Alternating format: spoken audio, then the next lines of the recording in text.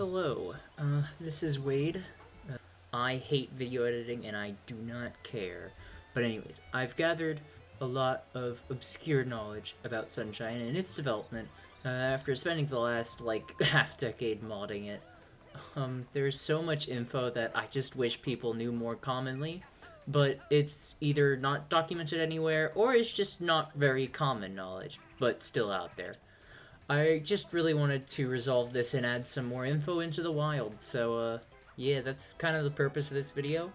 Again, I really don't like making videos.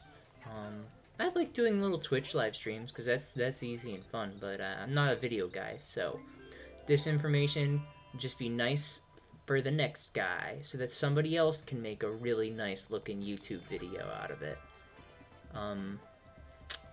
Anyways, before I do literally anything, half of the stuff I wanted to say in this video, I said to this other guy, MZMZ, on the Sunshine Hut Discord, and so he took a lot of the things I was gonna mention and just made a video of it already, which, thank you. Thank you for listening to me and Sun in Sunshine Hut tell you about a bunch of things and then making a video of it. That was great. So anyways, I'll link that video in the description, because, yeah, it just has a bunch of cool shit that I doubt many people even know, so go check that out. But yeah, I'm gonna just start listing off some miscellaneous things I've noticed over the years. Okay, gonna have to destroy any hope you had in humanity, but Isle Delfino isn't actually dolphin-shaped. It's shaped after a fictional creature that's called a shapeshifter. Yeah, it's not a dolphin, it's a shapeshifter, because the island changes shape, in every stage you're in. No stage in the game ever is it actually just dolphin-shaped, plain old, in the cutscenes. So, yeah, life ruined, though I bet this is relatively well known. There's this thing that games do when you're at a distance. They, swap out their 3D models for a really bad-looking version just so it can save on resources. So, for example, if there's, a really fancy-looking statue, but it's, 10,000 feet away, just make the statue, 4 polygons. Nobody will know, because it's 10,000 feet away. And there are a bunch of models, for that very purpose, in Sunshine. There's, a decent bit of them. But I'm pretty sure all of them go unused.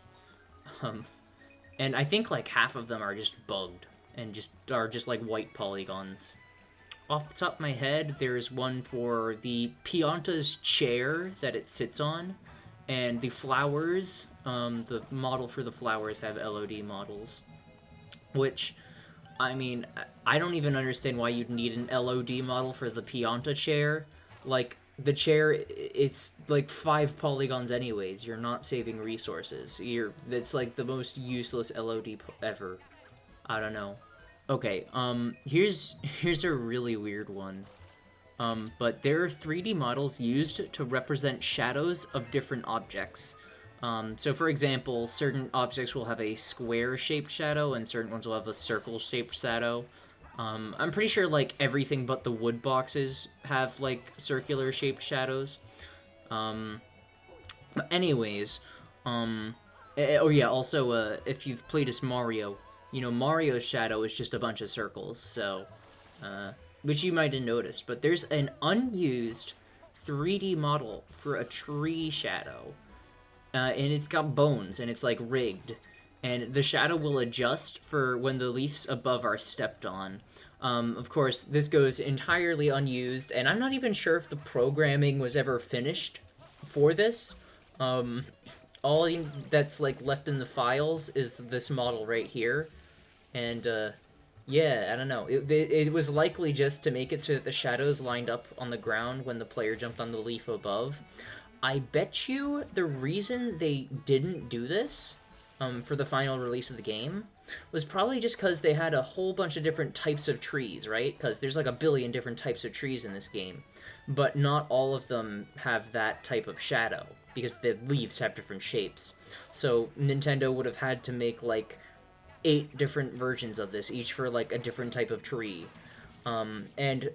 This shadow entity, it is stored within common.ses, which, if you don't know, that's a spot in the game for where assets that are loaded at all times are stored. So, like, for example, like, I think, like, there's, like, particle effects in there. Like, the dust particle effect for, like, when Mario, like, walks or whatever. That's, like, a sort of thing where, oh, that's just in the game at all times. We need that particle effect always. So, let's just put it in common.scs, because, you know, it's something you're gonna need commonly. But yeah, I bet you the reason they didn't do this fancy shadow is because then you'd need like 16 different tree shadows in the common SES, and that would take up a lot of size. That'd take a lot of memory in RAM, basically. Now, this could be solved by just putting the shadow model inside of the level whenever the level loads, instead of having it just be global, because Sunshine's levels are all, like, locally stored rather than globally stored or whatever. So they could have just fixed it by doing that, but yeah, I don't know, there's just kind of this unused dynamic tree shadow. Pretty neat. Oh, if fish are spawned above a Y value of 0, it just won't spawn. This is probably just to make sure that fish don't swim in the air. But, like, you know, it just makes my life annoying when I tried to port Beach Bowl Galaxy to Sunshine, because, you know, Beach Bowl Galaxy has that one bowl up in the sky, way above the origin point of the world, so there was just no way of getting fish in that pond, despite me wanting to get fish in that pond. But anyways, that's just some trivia for the next guy who mods Sunshine. You're welcome, so that you don't have to go mad thinking you messed up when the game actually just is hard-coded to never have a fish above Y0. Not exactly a secret, but no one really mentions it that often. Nintendo, while developing Sunshine, put lots of effort into making the world feel natural and immersive and stuff. Seeing places in the distance, that's like something people always talk about, but I rarely see people talking about gold coin placement and how gold coin placement, like, is helpful to the game's immersion. Basically, what I'm trying to get at is that, like, whenever you're playing a stage, like, for instance, Noki Bay, you're playing Noki Bay, and all the coins are, like, inside of the wall. They're inside of the little ruins. Or if you're in Delfino Plaza, all the coins are in the sewers, where, like, you wouldn't see them visually. This is just to make the world feel more, like, I guess, like, immersive and less like a video game world. Where, like, you're just seeing things floating in the air because they're collectibles. They just tried to minimize the amount of floating coins in Sunshine that are, like, visible at all angles, which I just think is, like, a really neat choice, but I think it just leads to the 100 coin shines being really, really annoying, because now you have to figure out which random things you can spray in the background and it'll just spawn a coin, because, like, there are so many things where you just spray it and it spawns a coin. And now that feeds back into the whole, like, gimmick of the game with it being, like, having a water jetpack, so, like, good idea. But yeah, I don't know, I don't think it was worth making the 100 coin shines, like, really annoying. So, but yeah, just an interesting thing not a lot of people talk about. Oh, here's something that, like, you wouldn't know about unless you have modded Sunshine in the past. But, spawn object IDs. So, you know how, like, entities in the game can spawn things? Like, NPCs might give you a 1-up, or NPCs could give you a coin, or NPCs might take away coins and warp you to the airstrip or something. There's a bunch of, like, NPC variables and whatever, and anyways, whenever you want to set an NPC to spawn a blue coin, you have to give it an ID so that the game knows which blue coin it's giving you. And every single stage has 50 IDs for blue coins. Yeah, so that's right. It is potentially possible that at one point, Nintendo had 50 blue coins per map. I highly doubt that ever happened, but it's technically possible. They coded the blue coin IDs to be like ID 0 to 49 or whatever. So, yeah, it's technically feasible to have 50 blue coins per map. Anyways, with the more general just game things out of the way, I'll start talking about some level specific things. Um, and I'll just go in order. So I'll just start with the airstrip. The airstrip has a tiny circle of collision way out of bounds in the collision model, and this circle of collision overlaps with the little island off the coast of Delfino Plaza. Now, why in the world is there collision out here? That does like nothing. The player's never gonna walk there. My theory is that they initially had you know how there's like a like Pianta that's on that island who gets trapped on the island and has like a little fire. I'm pretty sure that Nintendo put collision out there because Piantas have gravity, and they'll just fall to the infinite void if there is no collision below them. So I'm pretty sure there's collision out here solely so that the Pianta could exist out there to stand on it. But I guess Nintendo was just like, never mind. This is only gonna end up being like 2 pixels on somebody's screen anyways. We might as well not even bother. Especially because, like, back in the day, GameCube was like, what, 420p? Like, would you really see that guy out there on a 420p monitor? But, yeah, I think that's literally the only reason there's collision out there.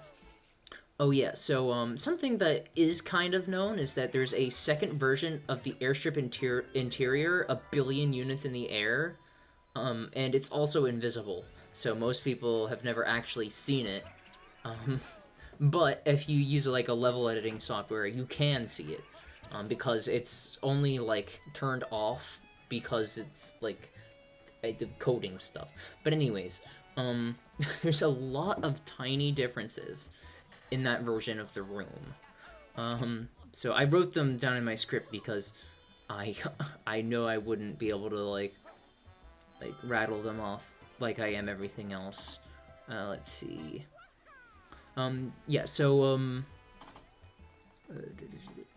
oh yeah, I bet you didn't know that there's an unused variant of the turbo nozzle gate for this room in the sky. Since the player was originally going to get teleported into the sky, they made a version of the nozzle gate that basically has quantum entanglement with each other, and if you destroy the nozzle gate at the bottom, it'll destroy the associated one at the top in the room in the sky. The sky room was left unused, likely to allow players to see all the way through to the other side of the building for greater visibility while you're turbo nozzling through it. Because it's just kind of like bad game design to like not let the player see where they're going when they're going at 10 million miles an hour. But yeah, that's not all. But did you know that various objects just have their polygons facing the wrong way? Like, literally, their UVs are messed up, too. Like, that wall, not looking very wall-like. Oh, yeah, and you'll never unsee this, once you see it. So brace yourself. Like, I'm warning you. This is, like, the world's most awful, most rushed game ever, alright? You ready? The decorative pots are slightly squished in the used version, and then in the unused version in the sky, they are not squished. So yeah, they're not perfect circles.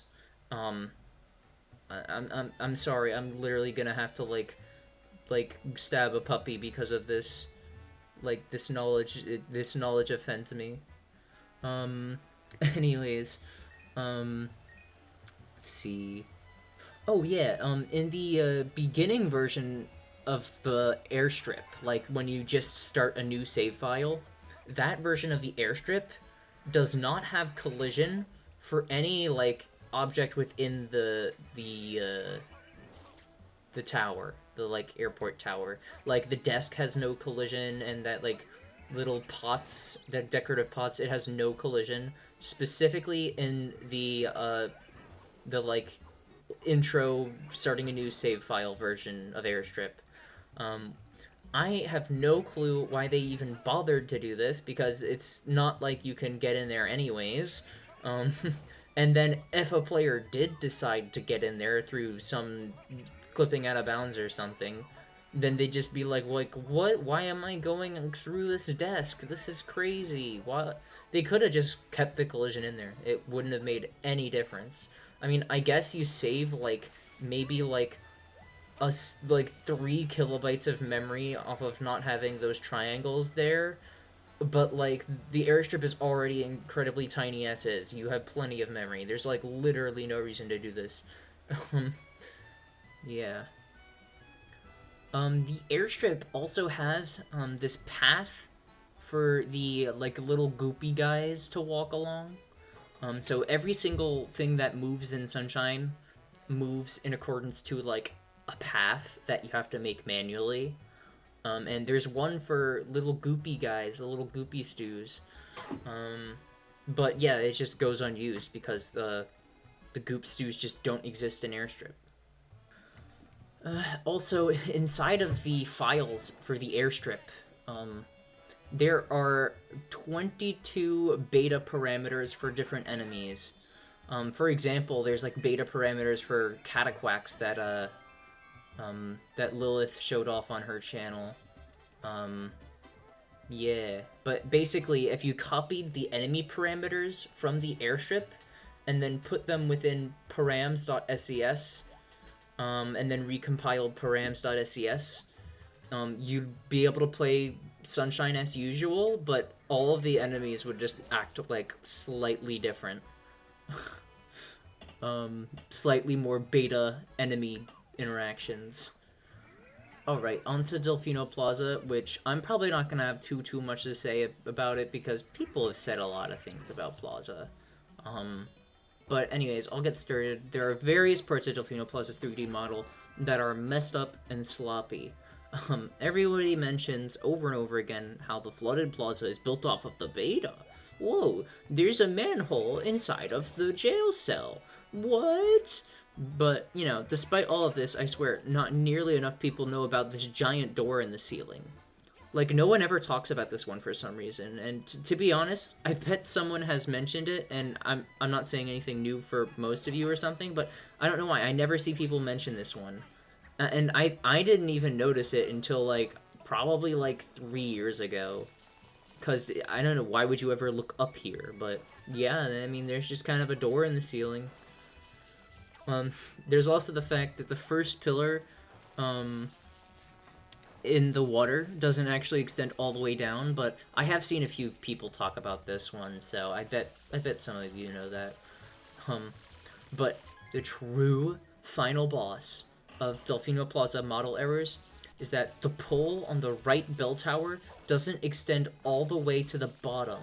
It to like clip through the ceiling. Like it's naked a little bit. You can see through the polygons of the flag post on the top of the right bell tower.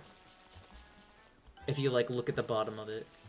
I'm not gonna bother getting a photo because I'm lazy, but just trust me, I'm not lying.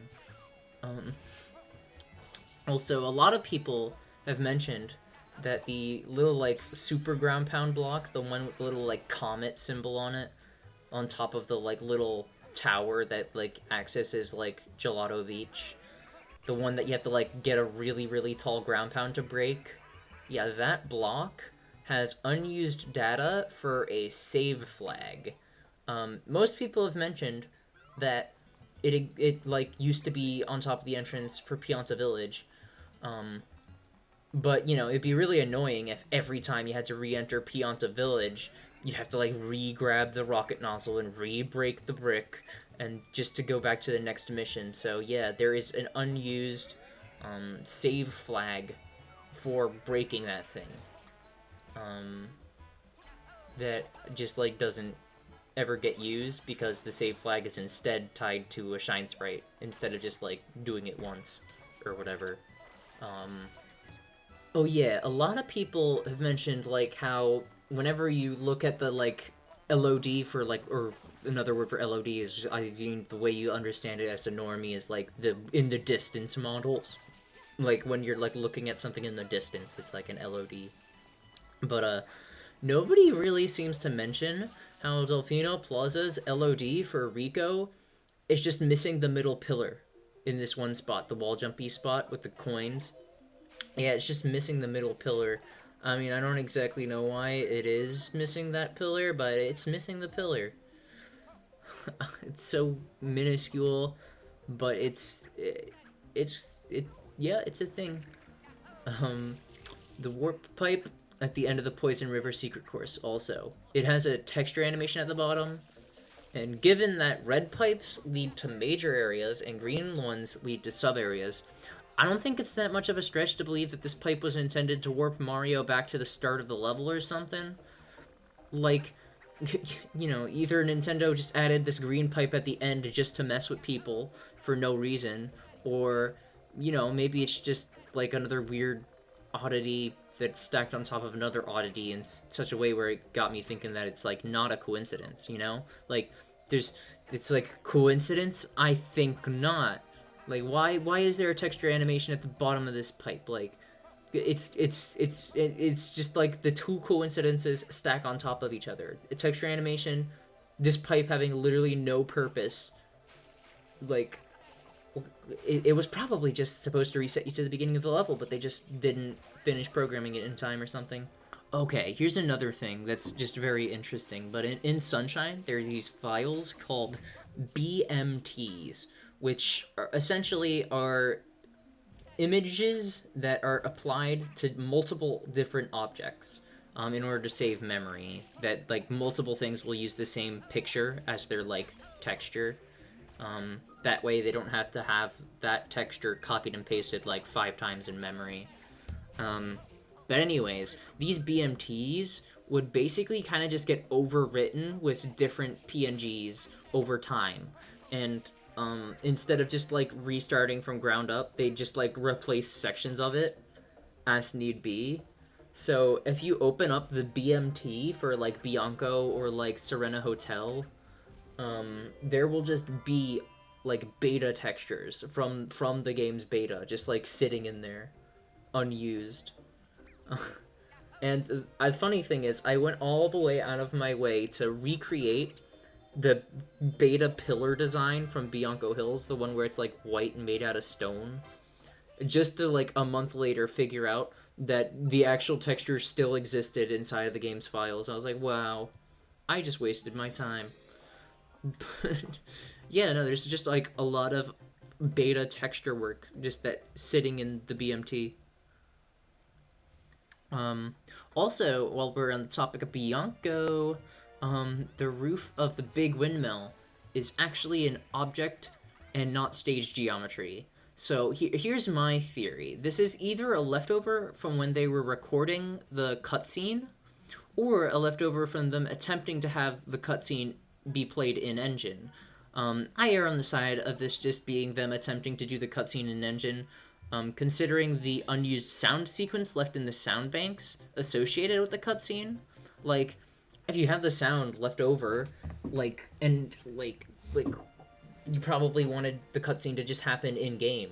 Like, I don't know, that just makes more sense to me, because that sound effect would just be in the pre-rendered cutscene, and then they delete it out of the game afterwards if they were like planning on it just being pre-rendered. But yeah, just another little oddity. Also, basically every roof in the village side of Bianco Hills has really tiny gaps. And it only shows up in the visual model, like the collision model has no holes. But yeah, the really tiny gaps. This basically only shows up visibly on the Switch version because that one's like, it's HD, or Dolphin emulator, but you never would notice this on like actual hardware because it's just too tiny. But yeah, there's just kind of holes. Okay, going over to Rico. If you are in Rico Harbor and you go ahead and pan your camera to look up at Bianco Hills, you'll notice the like little tiny fake trees. But the funny thing about these fake trees is that they have colors on them, and these colors actually match the shading of Beta Mario Sunshine's trees instead of the final game's trees. Like the color is just beta. It's got the beta colors. It's a lot more rainbowy hues. The hue on the tree is just more rainbow. So yeah, it's just kind of neat. Oh, also in Rico Harbor's files, there's like an unused like boat. There's like multiple unused boats, and everybody has talked about that. That one, people know about that. People know about the log boat. Everybody knows about the log boat. Your grandmother knows about the log boat. But nobody ever talks about the unused cranes. There's one titled Crane 180, Scene 1, and Crane 90, Scene 2. And the first one, I'm guessing, since its name says 180, was probably meant to rotate 180 degrees, and since it says Scene 1, it was probably only meant to show up in Mission 2. Remember that missions start with 0 internally, so my guess is that this crane was meant to go 180 degrees and only show up in Mission 2. And then there's Crane 90 Scene 2, which I'm guessing is a crane that only went 90 degrees, but also was only meant to exist in Mission 3. Crane 90 Scene 2, obviously this looks basically identical to the final model, except two things. The top of it has like slightly different UV unwraps, where like, you know, the ceiling of the little like arm looks different, but also the texture on the chain is different too. It's such a weird thing to change. Like, I don't know. You didn't really need to change the chain texture. It looked fine enough. But, yeah, it's, like, entirely different. Okay, so, you know Gelato Beach. We're going to Gelato Beach now. You know, Mission 1. It's a secret course. You spray the dune bud, castle pops out of the ground, you go through the castle, and wha-bam, you're in a secret course. Well, in that secret course's files, there is this terraforming sandcastle object, which, just look at this footage. It is so cool. This thing is the most epic object to ever exist in Sunshine history. Like, why did this go unused? This would have been the most coolest secret course ever. Also, let's not just brag about how awesome the secret course is. Now think about it, okay? The way you entered the secret course is a sandcastle, right? You sprayed the dune bud on the beach, popped the sandcastle out of the ground. Do you think it's a coincidence that you enter a sandcastle and there's an unused sandcastle inside of the secret stage? I don't think so. I think this was very intentional. I think it was anyways. There's no proof that it was, but, you know, like, I mean, it's just like, why is the coincidence? I think not moment, okay? I'm saying it's intentional. That's what I'm saying, because I'm cool, and I'm gonna say that. I'm gonna make that claim. But yeah, no, it's just this cool terraforming sandcastle. Fun fact, if you put Mario in any like Y height, because Y is up and down in Sunshine, but if you put Mario at any Y value that is below the sandcastle object, he will instantly teleport to the nearest like Y coordinate above that terraforming sandcastle. This is just a way to prevent like clipping out of bounds on it. So in order to get around that, whatever level design was initially there, it was probably like suspended on a giant pillar, kind of like Sandbird or something. That way players would never even notice that workaround. So yeah, terraforming sandcastle, sick as hell. Not many people know about it. Probably somewhat known, because I think I've mentioned it and others have mentioned it at some point. But I just think it's really sick.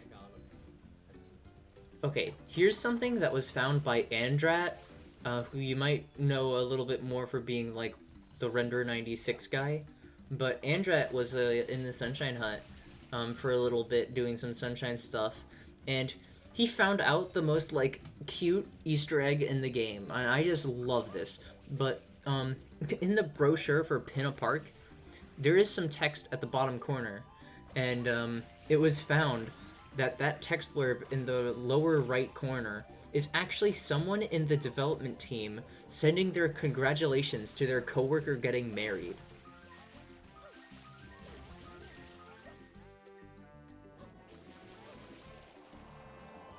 Like, what the fuck? What the fuck? That's so wholesome. That's so wholesome. Like, oh my gosh. Well, you know, it's kind of neat seeing this because we can kind of like pseudo confirm that a lot of the text on these photos is absolute gibberish. And that's probably another reason why Nintendo decided not to use the source files when re-releasing 3D All-Stars, because they just AI upscaled them instead, because it'd be like people would notice, oh, hey, this has nothing to do with the game. Like, but yeah, just such a wholesome little Easter egg.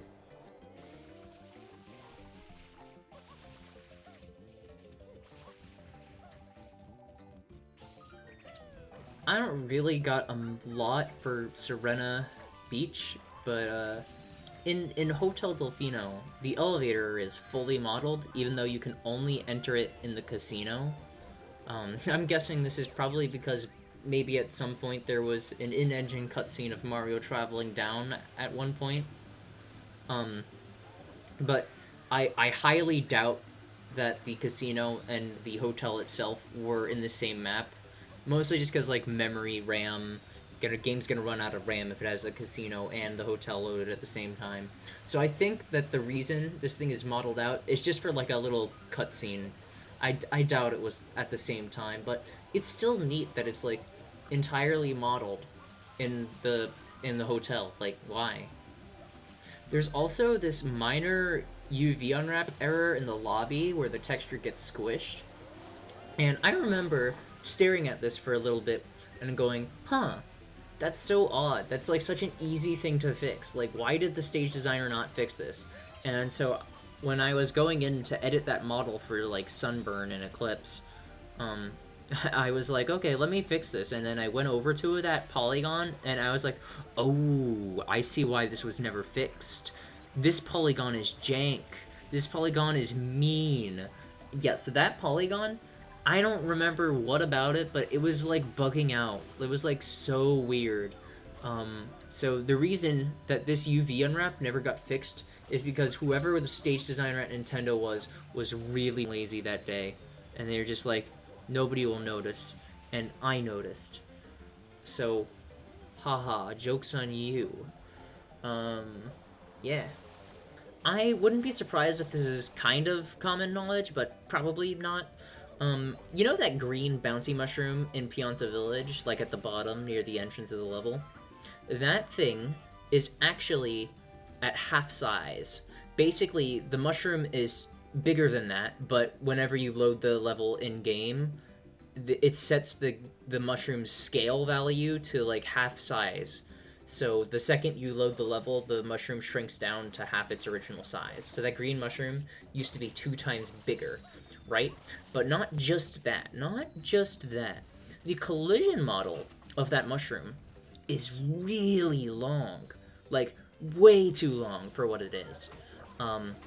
You know, let's just say hypothetically you lined that collision model over top of the collision model of the actual stage itself. And what do you know? Maybe, just maybe, that bouncy mushroom used to just be a part of the stage. Like, it just used to be one of the other mushrooms down there. It didn't even used to be a mushroom on a mushroom. It used to just be one of the mushrooms. It was one of the boys. But I'm assuming Nintendo made this little green bouncy mushroom a mushroom on top of a mushroom to make it more clear to the player that this mushroom is gonna bounce you. Because it'd be really awkward to just be like platforming from mushroom to mushroom to mushroom, and then this one random mushroom just jumps you 1,000 feet in the air. You'd be like, what the hell? Well, why is this mushroom bouncing and none of the other ones are? So Nintendo just made it tiny and then kind of called it a day. Alright, so there's this guy on the Discord, the Sunshine Hut hacking Discord, called Sun. And what's so special about this guy in particular? Well, first of all, he's probably going to say some snarky thing in the comments section.